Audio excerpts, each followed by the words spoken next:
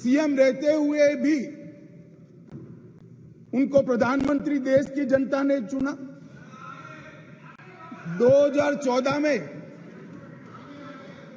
उनको प्रधानमंत्री पद के प्रत्याशी घोषित करने के बाद चुनाव हुआ और 30 साल के बाद इस देश की महान जनता ने पूर्ण बहुमत की एक सरकार मोदी जी के नेतृत्व में बनाने का मैंडेट।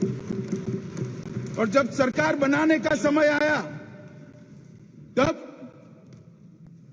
मोदी जी का स्वाभाविक था कि मुख्यमंत्री पद से इस्तीफा देना, और इस्तीफा देने के बाद ही वो प्रधानमंत्री बन सकते थे। तो मुख्यमंत्री पद से जब मोदी जी ने इस्तीफा दिया तब इनके बैंक अकाउंट में,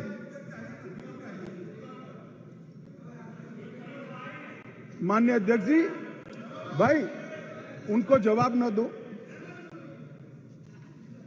इनके बैंक अकाउंट में जितना भी मुख्यमंत्री की तनख्वाह से और जितना भी पैसा बचा था वो सारा का सारा गुजरात सचिवालय की वर्ग 3 और 4 के कर्मचारियों की बच्चियों की पढ़ाई लिखाई के लिए। माननीय अध्यक्ष जी, इसके लिए कोई सर्कुलर नहीं था, इसके लिए कोई कानून नहीं बनाया था। यही मोदी जी थे जब गुजरात के मुख्यमंत्री थे तब बेटी बचाओ बेटी पढ़ाओ का नारा देश भर में दिया, और गुजरात में उनके प्रयासों से जन जागृति के माध्यम से कोई कानून के बगैर लिंग अनुपात के अंदर बहुत बड़ा परिवर्तन कर लाखों बेटियों को पृथ्वी पर आने का अधिकार इस नरेंद्र मोदी जी ने। दोम धपकी धूप में मई महीने में पटवारी से लेकर मुख्यमंत्री तक पूरी की पूरी सरकार 5 दिनों तक गर्ल चाइल्ड एनरोलमेंट के लिए गांव-गांव में जाती थी। कोई कस्बा ऐसा नहीं होता था जहां पर सरकार के पदाधिकारी नहीं जाते थे। पंच, सरपंच, जिला पंचायत के सदस्य, तहसील पंचायत के सदस्य, विधायक, सांसद, मुख्यमंत्री, मंत्री सभी लोग जाते थे और बच्चियों को पढ़ाने के लिए, उनके एनरोलमेंट के लिए और ड्रॉप आउट रेशियो के कम करने के लिए, उनको फिर से पुनः दाखला दिलाने के लिए गांवों में निवास करते थे। माननीय अध्यक्ष जी, बेटी बचाओ बेटी पढ़ाओ, इसका परिणाम क्या था? एक और तो लिंग अनुपात में बहुत बड़ा अंतर आया, और दूसरी ओर कांग्रेस पार्टी जो लेगेसी छोड़कर गई थी गुजरात में, उसमें प्राइमरी एजुकेशन में 37% ड्रॉप आउट रेशियो था, और मोदी जी जब मुख्यमंत्री से प्रधानमंत्री बनने के आए तब वो 30% ड्रॉप आउट रेशियो घटकर 0.70% है। माननीय अध्यक्ष जी, इसलिए मैं कहता हूं कि हमारे लिए राजनीतिक मुद्दा नहीं है, हमारी मान्यता का मुद्दा है, हमारे स्वभाव का मुद्दा है, हमारी कार्य संस्कृति का मुद्दा है। माननीय अध्यक्ष जी, जहां तक नरेंद्र मोदी जी की केंद्र में सरकार बनी, ये कह रहे हैं कि पहले भी हुआ था, पहले रोक लिया गया, ये सब बातें तो मैं बाद में बताता हूं। परंतु ये जो महिला सशक्तिकरण की बात है, ये संविधान संशोधन से जुड़ी हुई नहीं है।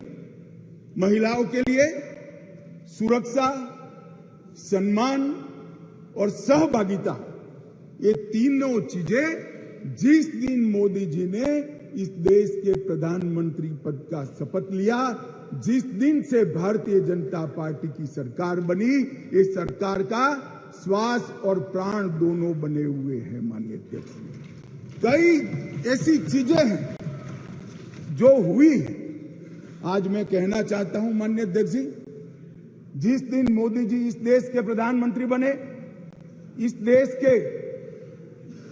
के 70 करोड़ लोग ऐसे थे जिनके घर में बैंक अकाउंट नहीं था। मोदी जी ने जनधन योजना चालू करी बैंक अकाउंट खोलने का अभियान चालू किया। 52 करोड़ बैंक अकाउंट खोले गए और 52 करोड़ बैंक अकाउंट में से 70% बैंक अकाउंट माताओं के नाम से खोले गए। माननीय अध्यक्ष जी, माताओं के नाम से आज महिला सशक्तिकरण हुआ है। सारी योजनाओं का जो पैसा जा रहा है, माननीय अध्यक्ष जी, किसने 10 मिनट दिए मुझे? आप वहां बैठकर टाइम दोगे? अरे सुनने की आदत डालो भाई। आप वहां बैठकर मुझे टाइम दोगे? माननीय सदस्य प्लीज। मैं मेरी पार्टी के टाइम में बोल रहा हूं। आप कौन फैसला करने वाले होते हैं? माननीय गृह मंत्री जी। माननीय अध्यक्ष जी, आज कोई भी स्कीम का पैसा जाता है तो वो महिला के बैंक अकाउंट के अंदर जाता है।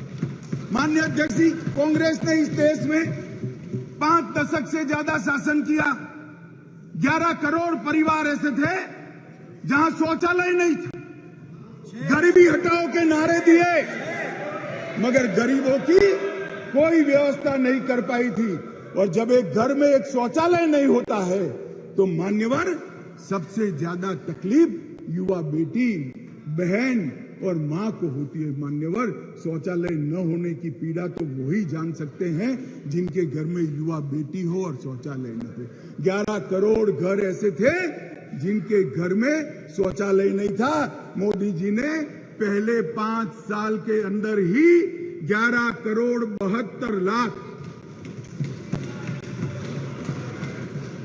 सदन की सहमति हो तो इस विधेयक के प्रस्ताव को पारित होने तक और चर्चा होने तक सदन का समय बढ़ाया जाए। माननीय गृह मंत्री जी। मान्यवर, ये 11 करोड़ 72 लाख शौचालय बने, किसका एम्पावरमेंट हुआ? ये 11 करोड़ 72 लाख शौचालय बनने से माताओं का, बहनों का, बेटियों का सम्मान हुआ, उनका सशक्तिकरण हुआ। 10 करोड़ परिवार धुएं से युक्त थे। कंडे और टहनियां जलाकर आंख का नेत्रमणि खत्म हो जाता था, फेफड़े फाइब्रोसिस से भर जाते थे। 10 करोड़ घरों में एलपीजी का मुफ्त कनेक्शन देकर माताओं का सशक्तिकरण करने का काम किया। 3 करोड़ से ज्यादा माताओं को घर दिया और वो घर माता के नाम से करने का काम हमारे प्रधानमंत्री नरेंद्र मोदी जी। मान्यवर, 12 करोड़ घर ऐसे थे जहां पीने का पानी नहीं था। अब जो समाज के अंदर रहते हैं, जो जमीन को जानते हैं, उनको मालूम है कि घर में पीने का पानी नहीं है तो पीड़ा सबसे ज्यादा किसको होती है, किसको ज्यादा तकलीफ होती है। घर में पीने का पानी नहीं है तो घर की माता को ही तकलीफ होती है। 12 करोड़ परिवारों के घर में नल से जल पहुंचाने का काम नरेंद्र मोदी जी। हर घर के अंदर 80 करोड़ लोगों को हर घर में प्रति व्यक्ति प्रति माह 5 किलो अनाज फ्री ऑफ कॉस्ट देने की शुरुआत की। जब चूल्हा नहीं जलता है ना मान्यवर, बच्चे भूखे रहते हैं तो सबसे बड़ा चूल्हा तो नहीं जलता है मगर मां का दिल जलता है। मान्यवर, मां का दिल जलता है। ये भूखे परिवारों को 5 किलो अनाज प्रति व्यक्ति देने का काम हमारे नेता नरेंद्र मोदी जी ने किया। 3 करोड़ 18 लाख सुकन्या समृद्धि खाते खोले। मान्यवर, 3 करोड़ महिलाओं को मातृवंदना योजना के तहत फायदा पहुंचाया। मान्यवर, लगभग 26 सप्ताह का मातृत्व अवकाश, पेड मैटरनिटी लीव देने का काम हमारे नेता नरेंद्र मोदी जी। और एम्पावरमेंट क्या होता है माननीय अध्यक्ष जी? आज दुनिया भर में विमान उड़ाने वाले पायलट में महिलाओं की संख्या 5% है, भारत में 15% है और ये 10 साल में बढ़ेगी। इसको एम्पावरमेंट। मान्यवर, हम ये जो बिल लेकर आए हैं,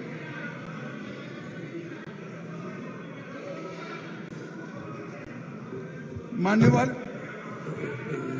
ये जो बिल लेकर हम आए हैं, कई सारी साथी महिला सांसदों ने कहा कि महिला को रिजर्वेशन देकर नीचा नहीं दिखाना चाहिए, महिला भी उतनी ही सशक्त है जितना पुरुष सशक्त है। मैं आपसे एक कदम आगे जाता हूं, महिला पुरुष से भी ज्यादा सशक्त है, महिला पुरुष से भी ज्यादा, मगर समाज व्यवस्था ऐसी बनी है जिसके अंदर इस आरक्षण से अब डिसीजन मेकिंग में, पॉलिसी मेकिंग के अंदर महिलाओं की भागीदारी सुनिश्चित कर दी जाएगी। ये सम्मान करने के लिए एक आरक्षण है। मान्यवर, इस देश में जो भी रहता है, जिसकी जड़ें भारत से जुड़ी है, वो कोई भी महिला को कमजोर उबारने की गलती नहीं कर सकता।